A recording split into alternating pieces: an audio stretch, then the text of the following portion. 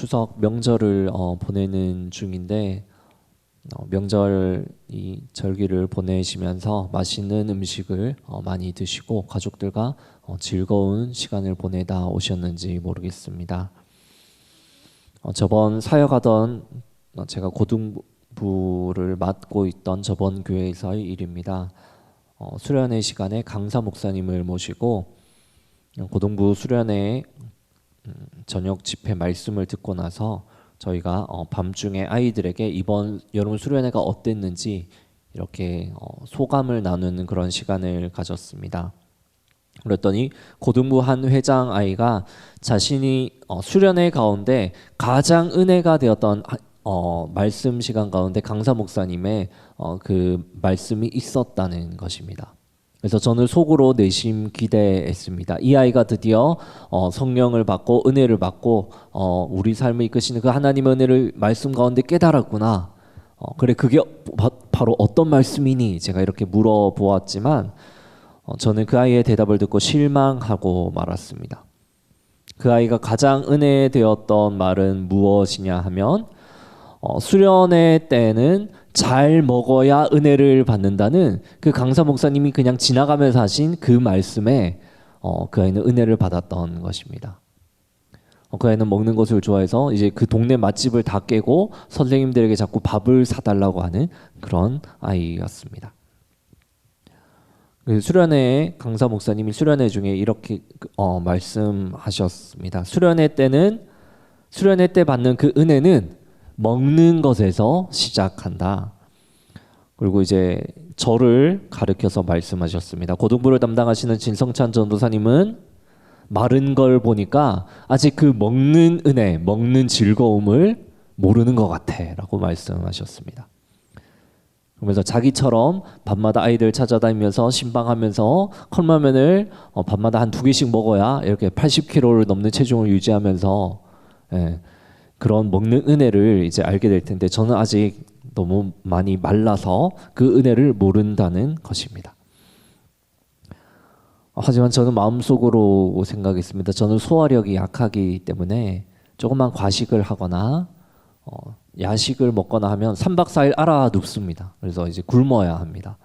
그렇기 때문에 저는 이제 그만큼 살이 많이 찌지는 못했는데요. 이 고등부 회장이었던 이 아이는 은혜 나누는 이 시간에 어떤 성경 본문이었고 그것이 하나님의 어떤 말씀이었는지 기억하지 못하지만 이 한마디는 기억했던 것입니다. 수련회는 잘 먹어야 은혜를 받는다. 사실 이런 생각은 여러 문화권 안에서 여러 나라들 안에서 문학가와 철학가들에 의해서도 이렇게 오랜 세월 회자되던 이야기였습니다. 오늘은 좀 먹는 이야기를 말씀드리려고 합니다. 어떤 표현이 있냐면 조프리 네이어라는 사람이 말을 했습니다. 좋은 음식은 좋은 대화로 끝이 난다라고 이렇게 말을 했습니다. 직장을 다니시는 분들은 직장 가운데서 이렇게 회의 시간이 있을 텐데 회의를 하시면서 너무나 이 회의 시간이 살벌하다 하면 팁이 하나 있습니다. 무엇이냐면 좋은 음식은 좋은 대화로 끝이 나지 않습니까? 회의 시간에 앞에 간식을 가져다 두시면 됩니다. 먹는 것에 정신 팔려서 이렇게 날카로운 질문과 서로에 대한 공격적인 발언을 하지 않게 된다고 합니다. 그리고 극작가인 조지 버나드 쇼는 어떻게 말을 했냐면 음식에 대한 사랑보다 더 진실된 사랑은 없다라고까지 말을 했습니다. 음식을 향한 그 열정과 사랑은 굉장히 순수한 것이라는 말입니다. 그리고 소설가 마크 트웨인은 어떻게 말을 했냐면 인생에서 성공하는 비결 중에 하나는 좋아하는 음식을 먹고 힘을 내서 싸우는 것이다 라고 이렇게 말을 했습니다. 수요일에 오시기 전에 식사를 다 하고 오셨나요? 예. 이제 힘을 내서 싸울 준비가 되셨군요. 맛있는 음식을 드시고. 인류의 역사상 먹는 행위는 언제나 중요한 행위였었고 욕망하고 싶은 행위였고 즐거움으로 다가왔습니다. 오늘 요엘 본문에서도 이 먹는 행위에 관해서 말을 하고 있습니다. 그리고 이스라엘 민족 또한 마찬가지로 먹는 것, 또 수확의 소출을, 이 풍성한 음식을 거두는 것은 즐거운 행위였던 것 같습니다. 오늘 요엘 1장 12절을 보시면 여러 가지 나무들이 나옵니다. 포도나무가 시들었고 무화과 나무가 말랐으며 석류나무와 대추나무와 사과나무와 밭의 모든 나무가 다 시들었다고 하면서 12절 끝에 어떻게 표현되어 있냐면 사람의 즐거움이 말랐다고 이렇게 표현이 되어 있습니다. 나무의 열매들이 말랐다고 표현하지 않고 이 열매들을 무엇으로 표현을 합니까? 사람의 즐거움으로 표현합니다. 이 여러 나무의 열매를 수확하는 이 수확의 기쁨은 어떻습니까? 풍성한 우리의 미래를 기대하고 걱정 없는 앞날을 우리에게 안겨줍니다. 우리에게 기쁨과 즐거움을 가져다 줍니다. 하지만 가지가 말라버리고 오늘 본문이 말하는 것처럼 열매가 시들어버린 나무는 어떻습니까? 풍성한 소출, 안정적인 미래 대신에 미래에 대한 불안, 그리고 내일 먹을 것을 걱정해야 하는 두려움을 우리에게 안겨다 줍니다. 그리고 더 나아가서 이러한 가뭄과 열매가 없는 이 상황이 지속된다면 그것은 불안과 슬픔을 넘어서 마침내는 애곡으로 바뀌게 됩니다. 그래서 12절에서 어떻게 표현을 합니까? 나무의 열매가 마른 것이 아니라, 나무가 마른 것이 아니라 사람의 즐거움이 말라 버렸다고 표현을 합니다. 이 식량과 나무의 열매, 소출들은 우리의 즐거움이 되어야 하는데 이제 즐거움이 되지 못하는 것이니까 우리의 즐거움이 말라 버렸다고 요엘 선지자는 이야기하고 있습니다. 그리고 이제 나무의 과실뿐만이 아니라 요엘서 1장을 보시면 다른 수확물들 또한 말라버렸다고 표현을 합니다. 5절을 보시면 포도주가 끊어집니다. 포도나무에서 이제 더 이상 포도가 나지 않기 때문에 음료인 포도주 또한 끊어집니다. 그리고 11절을 보시면 밀과 보리와 밭의 소산 또한 끊어졌습니다.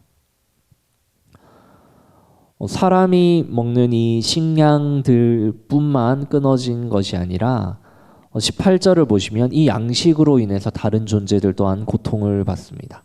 밭에 소출이 없음으로 인해서 가축과 소떼와 양도 더 이상은 꼴을 얻지 못하고 고통받고 신음한다고 표현을 하고 있습니다. 그래서 요엘 선지자는 이 요엘 1장에서 이들에게 임할 이 고통의 날은 즐거움이 끊어진 날이기 때문에 이제 너희는 애곡하라고 이들에게 명령하고 있습니다. 그리고 이 애곡을 넘어서 금식할 정도로 심각한 슬픔을 요엘은 표현하라고 하는데 그 이유가 무엇일까요? 오늘 본문이 말하는 또 다른 즐거움이 있습니다. 앞에서 말한 즐거움은 뭐였습니까? 내가 음식을 먹고 풍성한 소출을 거두는 나의 개인적인 창고의 곳간에 이렇게 음식들이 쌓이고 재물들이 쌓이는 그런 즐거움이었다면 이제 요엘 선지자는 또 다른 즐거움을 말합니다. 그것은 무엇이냐면 바로 여호와께 올려드리는 제물, 그 제물이 끊어진 것입니다. 앞에 즐거움이 개인의 즐거움, 양식을 내가 거두는 즐거움이었다면 이 두 번째 즐거움은 어떤 즐거움입니까? 신앙 공동체의 즐거움입니다. 하나님 앞에 올려드리는 즐거움, 예물을 올려드리고 헌신을 올려드리는 그러한 즐거움입니다. 9절을 보시면 어떻습니까? 소제와 전제가 여호와의 전에서 끊어졌습니다. 그래서 여호와께 제사 드리는 제사장은 이제 슬퍼한다고 말을 하고 있습니다. 13절을 보시면 또 제사장들에 대한 표현이 나옵니다. 제사장들아 너희는 굵은 배로 동이고 슬피 울지어다. 제단에 수종드는 자들아 너희는 울지어다. 내 하나님께 수종드는 자들아 너희는 와서 굵은 베옷을 입고 밤이 새도록 누울지어다. 이는 소제와 전제를 너희 하나님의 성전에 드리지 못함이로다. 그리고 16절에서도 이러한 표현이 등장합니다. 하나님 앞에 하나님의 성전에 드려지는 제물에 그 제물을 올려드리는 그 즐거움 또한 끊겼다고 이렇게 9절, 13절 또 16절에서 표현을 하고 있습니다. 너무나 심한 기근으로 인해서 사람들이 먹을 양식이 없습니다. 이제 가축도 먹을 양식이 없고 여호와의 성전에 드려지는 소제와 전제 또한 끊어진 것입니다. 소제는 곡식 가루를 하나님 앞에 드리는 제사이고 전제는 여호와 앞에 포도주를 부어 드리는 제사입니다. 근데 곡식도 없고 이제 포도주도 없으니까 여호와 앞에 드릴 제물을 올려 드리는 그런 헌신의 기쁨 또한 끊어진 것입니다. 그래서 요엘 선지자는 어떻게 이야기합니까? 이스라엘 백성뿐 아니라 제사장들에게도 명령을 합니다. 하나님의 제단에 드려지는 제물, 그 즐거움이 끊어졌으니 너희는 애곡하라. 너희는 금식하라 라고 명령하고 있습니다. 근데 요엘 성경에서 말하는 너무나 심각한 기근 아닙니까? 짐승도 고통을 받고 사람도 고통을 받고 여호와 앞에 올려드릴 제물 또한 없다는 것이 이러한 강력한 기근의 원인은 무엇일까요? 그 이유를 요엘 성경은 4절에 나오는 메뚜기라는 존재로 표현을 합니다. 메뚜기라는 이 존재가 실제 메뚜기일 수도 있고 아니면 2장에 가시면 이 기근을 가져다주고 이스라엘 가운데 이렇게 아픔을 가져다주는 이 존재를 북쪽 군대라고 2장 20절에서는 이렇게 묘사하기도 합니다. 그렇기 때문에 학자들이 이것이 진짜 메뚜기 때문에 곡식이 다 이렇게 메뚜기가 곡식과 나무를 갉아 먹어서 이 이스라엘 가운데 기근이 왔는지 아니면 북쪽 군대가 이스라엘 가운데 와서 불을 지르고 수탈을 하고 이것 때문에 이스라엘이 실제로 이렇게 먹고 살기가 힘든 것인지 아직 논란 중에 있습니다. 크게 중요한 것은 아닙니다. 중요한 것은 무엇입니까? 이것의 정체가 실제 메뚜기인지 아니면 이스라엘을 침략하는 북쪽 군대인지 이 어느 존재인지는 알 수 없지만 이 존재 때문에 나뭇가지가 하얗게 될 정도로 나무를 벗겨버립니다. 그리고 곡식이 불에 타게 되어서 이스라엘은 전에 없었던 엄청난 기근을 맞이하게 됩니다. 그래서 어떻게 이야기합니까? 2절을 보시면 1장 2절을 보시면 너희의 날에나 너희 조상들의 날에 이런 일이 있었느냐? 도저히 이스라엘 가운데는 없었던 이전까지는 없었던 엄청난 기근임을 이야기합니다. 그리고 계속해서 무엇을 하라고 명령을 하냐면 3절에 너희는 이 일을 너희 자녀에게 말하고 너희 자녀는 자기 자녀에게 말해서 그 자녀는 후세에게 말하라고 자녀 대대손손 이 일을 기억하게 하고 전해 주라고 이렇게 요엘 선지자는 명령하고 있습니다. 왜 그렇습니까? 이 날이 너무나 크고 두려운 날이기 때문입니다. 그래서 15절에서 요엘 선지자는 이 날을 이렇게 이름을 붙입니다. 멸망같이 전능자에게서부터 이른 여호와의 날이라고 이름을 붙입니다. 이 여호와의 날이 바로 무엇이냐면 요엘서의 주제이면서 동시에 12소선지서의 주제입니다. 이 12권의 소선지서를 호세아부터 말라기까지 이 성경이 한글 성경이 이렇게 따로 떼어져 있기 때문에 저희는 이것이 별개의 성경이라고 생각하기가 쉽지만 사실 이 성경은 히브리 성경, 이스라엘 사람들이 보는 그 원래 성경에는 어떻게 되어 있냐면 이것이 하나로 합쳐져 있습니다. 이것이 호세아부터 말라기까지 사실은 한 권의 성경으로 되어 있고 이스라엘 사람들은 이것을 읽을 때도 한 권 전체를 가지고 서로 연결해서 읽습니다. 그래서 이제 학자들이 최근에 연구할 때도 12소선지서의 이 통일성과 연결된 주제에 관해서 연구를 많이 최근에 진행하고 있습니다. 근데 그 주제가 무엇이냐면 여호와의 날입니다. 제가 요엘을 오늘 설교하기 전에 수요 예배 가운데 호세아를 계속해서 설교하고 마무리하고 끝나고 다른 성경이 아니라 요엘 성경을 하는 것 또한 이러한 이유와 연관이 되어 있습니다. 그러니까 요엘 성경에서 말하는 이 엄청난 기근의 원인을 호세아 성경이랑 연결해서 생각하면 우리는 그 원인을 어떤 원인으로 찾을 수 있습니까? 이스라엘의 우상 숭배, 하나님을 떠남, 하나님을 그 백성들이 버렸다. 이것을 원인으로 찾을 수 있습니다. 호세아에서도 곡식 이삭이 말랐다는 이 표현이 요엘 성경에 등장한 이 표현이 호세아 8장 7절에 등장합니다. 그리고 오늘 요엘서 1장 19절 20절에 불 때문에 곡식이 불타게 된다라는 표현이 또한 호세아 성경에도 동일하게 등장하게 됩니다.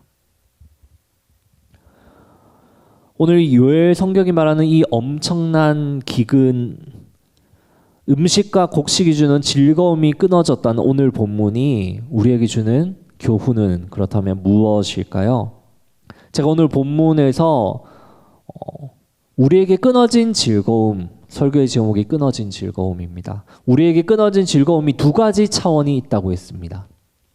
하나는 나의 곡식 창고에 쌓여지는 그 즐거움이 끊어진 것이죠. 나의 개인적인 차원의 음식을 먹는 즐거움이 끊어진 것입니다. 두 번째 차원은 무엇이었습니까? 이스라엘 가운데 제의적인 차원에서 하나님께 올려드리는 제사의 즐거움, 예물을 올려드리는 헌신의 즐거움이 끊어진 것입니다.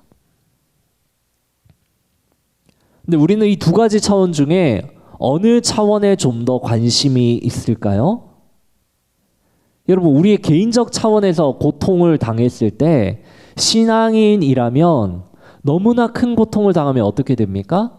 하나님 앞에 부르짖지 말라고 해도 나와서 부르짖고 하나님 앞에 간구하게 되어 있습니다.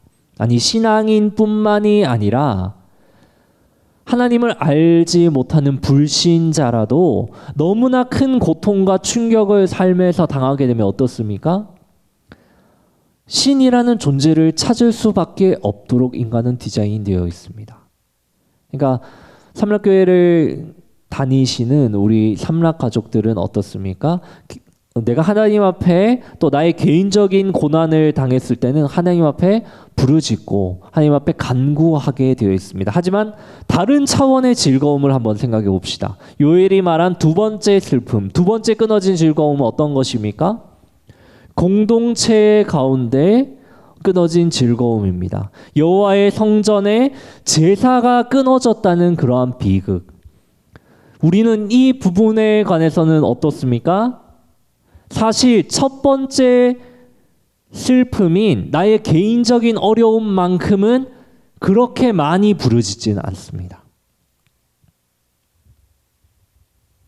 여호와의 성전에 드려야 하는 제물과 예물이 끊어지고 드릴 것이 아무것도 없기 때문에 정상적인 예배의 형태를 갖추지 못했기 때문에 요엘은 어떻게 합니까? 슬퍼하고 애곡하고 금식하고 부끄러워하라고 명령하고 있습니다. 근데 여러분, 우리가 우리의 현실을 한번 살펴봤으면 좋겠습니다. 우리는 어떻습니까? 오히려 이 코로나라는 이 상황 때문에 우리가 영상 예배를 드리게 되고 모임을 축소하게 되고 하니까 오히려 편하게 드린다고 좋아하지 않습니까? 요즘 예배 신청이 굉장히 빨리 마감이 됩니다. 목요일, 금요일, 금요영성 집회와 주일 예배 가운데 이제 많은 분들이 지원을 해주셔서 굉장히 이게 빨리 마감이 됩니다. 그러면 마감이 되고 나서는 어떻습니까? 교회로 이렇게 전화로 문의도 많이 주시는데요. 한편으로는 예배를 드리지 못했다는 이 아쉬움이 남지만 한편으로는 어떻습니까?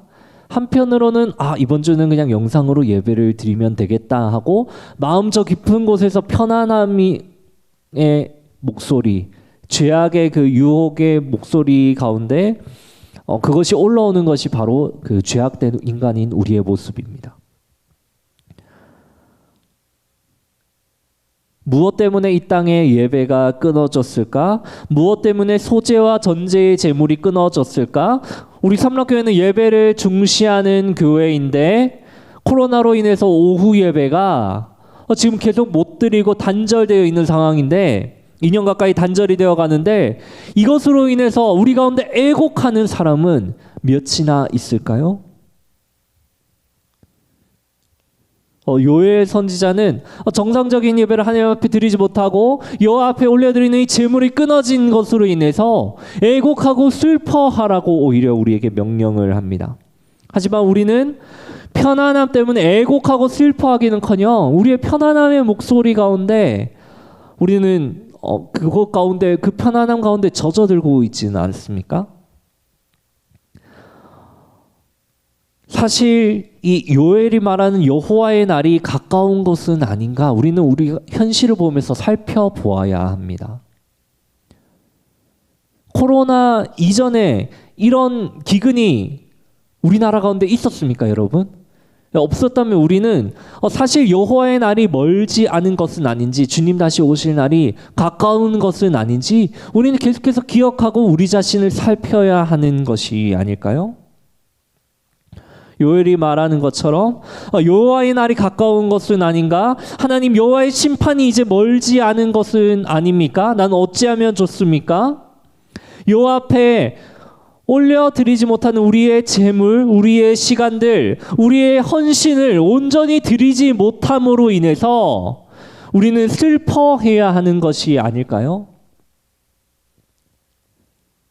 물론 우리의 답답한 현실 때문에 재정적인 어려움과 생계의 어려움을 겪는 분들이 있습니다. 물론 이 일을 가지고도 하나님 앞에 기도하셔야 합니다. 간구하셔야 합니다. 하지만 우리는 개인적인 성향이 너무나 저희가 강하기 때문에 개인적인 어려움에 너무나 집중한 나머지 우리가 동시에 또 구해야 할 공동체적 차원에서 끊어진 이 즐거움에 대해서는 우리가 외면하고 있는 때가 많을 수도 있습니다. 정작 우리 공동체에서 끊어진 즐거움, 예배의 즐거움, 하나님께 올려드리는 헌신의 즐거움, 이 즐거움 또한 끊어졌음을 우리는 우리의 개인적인 차원과 동일하게 탄식해야 하는 것은 아닙니까? 요엘 선지자는 이런 공동체적 즐거움이 끊어진 이 상황에서 어떤 행동을 해야 한다고 우리에게 말하고 있습니까? 다행스러운 것은 이 절망적인 상황에서 아무런 방법이 없는 것은 아닙니다. 우리가 해야 할 것을 요엘 선지자는 말하고 있습니다. 그것이 14절에 나와 있습니다. 저희 오늘 설교 가운데 가장 핵심적인 부분이기 때문에 중요한 부분이기 때문에 저희 1장 14절 말씀을 우리 함께 한 목소리로 읽어 보겠습니다. 너희는 금식일을 정하고 성회를 소집하여 장로들과 이 땅의 모든 주민들을 너희 하나님 여호와의 성전으로 모으고 여호와께 부르짖을지어다. 어떤 행동을 요엘 선지자는 명령합니까? 공동체의 즐거움이 끊어진 가운데 여호와 앞에 올려드리는 이 제물과 우리의 헌신의 즐거움이 끊어진 상황에서 그냥 애곡하고 좌절하고 주저앉아 있는 것이 아니라 무엇을 명령합니까? 너희는 여호와께 부르짖을지어다. 하나님 앞에 부르짖으라는 것입니다. 하나님, 어째서 우리 공동체 가운데 여호와를 향한 헌신의 즐거움이 끊어졌습니까? 부르짖으라는 것입니다. 저는 저희 삼락교회 가운데 사역한 기간이 그렇게 길지 않기 때문에 삼락교회의 모든 역사를 알지 못합니다. 근데 교회를 오래 다니신 분들은 이 삼락교회의 이 역사에 대해서 아실 것입니다. 저는 그것을 살짝 엿볼 수 있는 기회가 있었는데요. 저희 교회 홈페이지 사진을 홈페이지를 리뉴얼하면서 홈페이지에 사진을 이렇게 정리하는 시간이 있었습니다. 그때 제가 사진을 이렇게 추리고 모으면서 삼력교회 제가 그동안 찍어왔던 그 사진들을 보면서 저는 간접적으로 삼락교회 역사에 대해 알 수 있었습니다. 제가 어떤 사진을 봤을까요? 기억에 남는 사진이, 여러분 한번 그 기억을 해보시기 바랍니다. 삼락교회가 같이 등산복을 입고, 담임 목사님께서 이렇게 등산복을 입으시고 이렇게 야외 예배를 가고 등산을 하는 사진을 제가 발견했습니다. 여러분 기억나시나요? 교회 오래 다니신 분들? 그리고 또 제가 어떤 사진을 발견했냐면 체육대회 하는 그런 사진을 발견했습니다. 여러분 그 시절이 기억이 나십니까? 예전에 코로나 이전에 등산을 하고 체육대회를 가지고 그러한 시간들이 기억이 나십니까? 제가 존경하는 한 교수님이 공동체는 무엇으로 형성되냐면, 공동체는 우리의 명부와 막 규칙 이런 것으로 정의되는 것이 아니라고 합니다. 공동체는 무엇으로 정의가 되냐면, 공동체는 공동의 기억으로 정의가 된다고 합니다.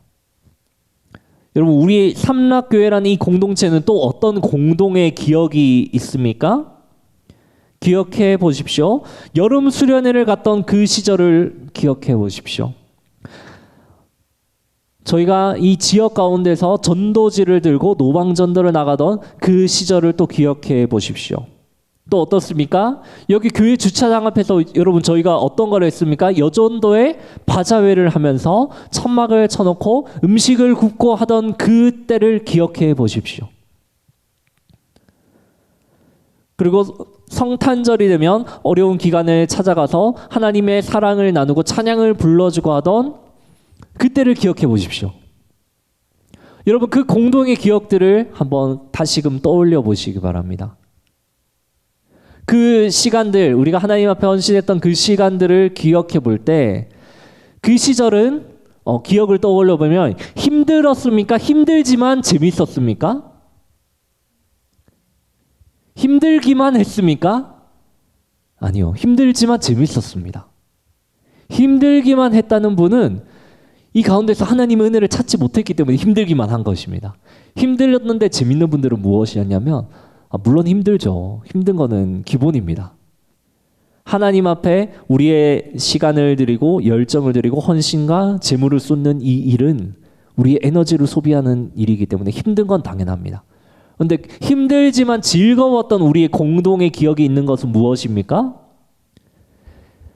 힘들었지만 그 가운데 하나님의 일하심을 우리는 보았기 때문입니다. 하나님께서 우리 가운데 채워주시는 그 은혜를 우리는 그 바자회 가운데서 성탄 행사 가운데서 여름 수련회 가운데서 또 우리의 봉사 가운데 우리의 성도 교제 가운데 체육대회와 등산 가운데 우리는 그 즐거움을 맛보았고 깨달았기 때문입니다. 그렇기 때문에 힘들었지만 즐거웠던 것이죠. 이것이 어떤 즐거움인지 여러분 아시겠습니까? 이것이 바로 요엘이 말하는 하나님 앞에 올려드리는 즐거움입니다. 헌신의 즐거움입니다. 드림의 즐거움입니다. 힘들었지만 우리의 예물을 올려드리면 우리 자신을 우리의 것을 드려야 되니까 물론 힘들고 손해가 날 수 있죠. 근데 그 가운데 무엇입니까? 즐거움이 있습니다. 하나님이 채워주시는 헌신의 즐거움이 있는 거죠.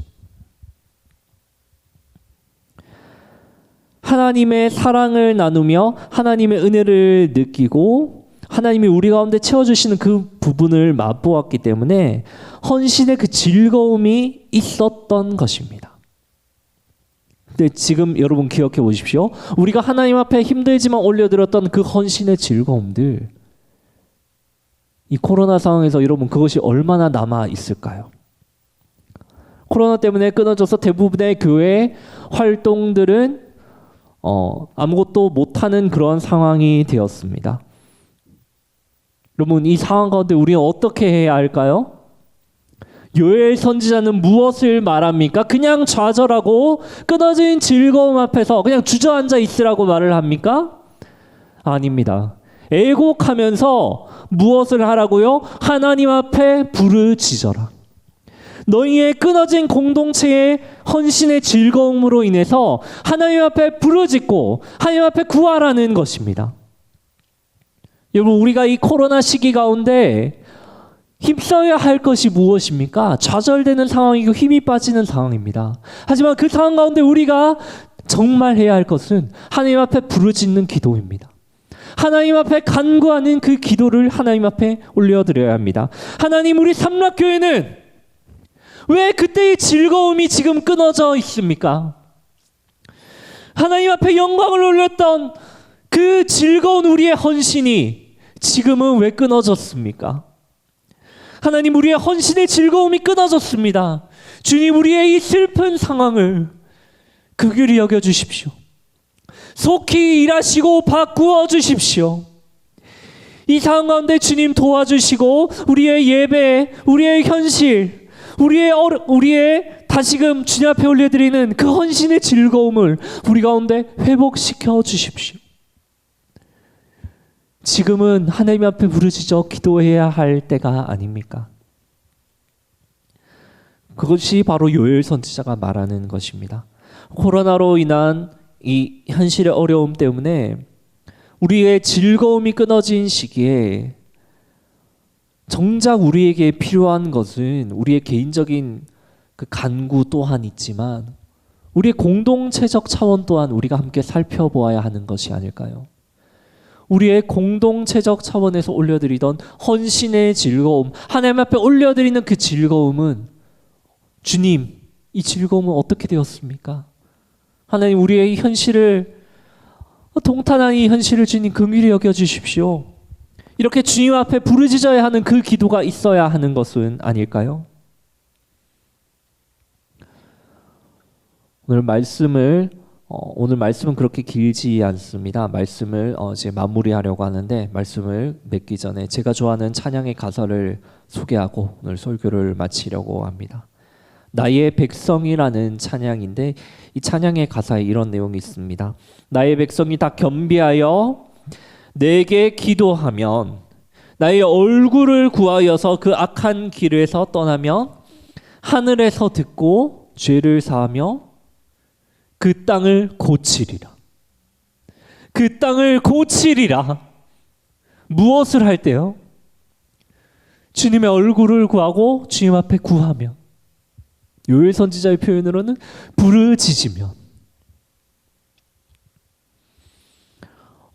우리가 예배의 단절로 인해서 하나님 앞에 우리 헌신의 즐거움이 끊어진 이 상황 가운데서 이 시기에 우리에게 필요한 자세는 무엇입니까? 요엘 선지자의 말처럼 하나님 앞에 부르짖는 것입니다. 이 원래 찬양의 가사가 역대하 7장 14절의 말씀입니다. 제가 읽어드리겠습니다. 내 이름으로 일컫는 내 백성이 그들의 악한 길에서 떠나 스스로 낮추고 기도하여 내 얼굴을 찾으면 내가 하늘에서 듣고 그들의 죄를 사하고 그들의 땅을 고칠지라. 그들의 땅을 고칠지라. 스스로 낮추고 기도하여 내 얼굴을 찾으면, 구하고 부르짖으면 내가 그 땅을 고칠지라. 말씀을 정리하겠습니다. 나의 개인적인 즐거움의 단절만이 아니라 우리 공동체의 즐거움, 하나님 앞에 올려드리는 우리의 헌신의 즐거움이 끊어졌을 때, 예배가 단절되었을 때, 헌신이 단절되었을 때, 이것으로 인해서 여러분 어떻게 합니까? 주 앞에 애곡하며 부르짖으십시오. 애곡으로 그치지 마시고 하나님 앞에 부르짖으십시오. 그때 하나님 어떻게 일하십니까?